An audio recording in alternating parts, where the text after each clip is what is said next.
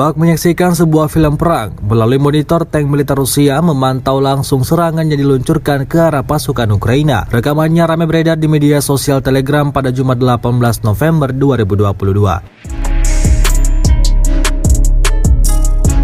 Diketahui pasukan Rusia meluncurkan rudal mematikannya dari kendaraan militer T-90.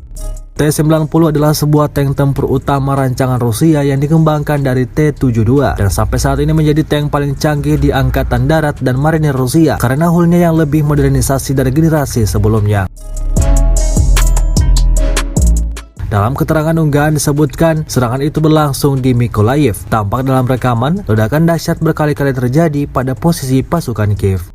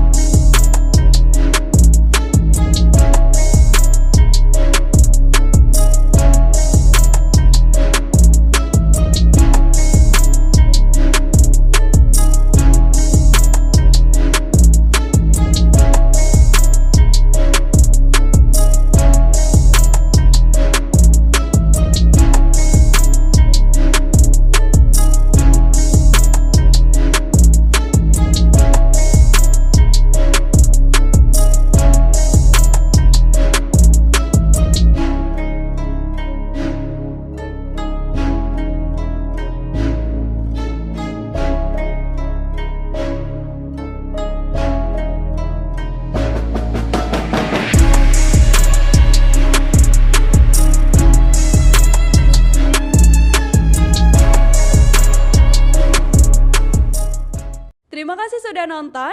Jangan lupa like, subscribe, dan share ya.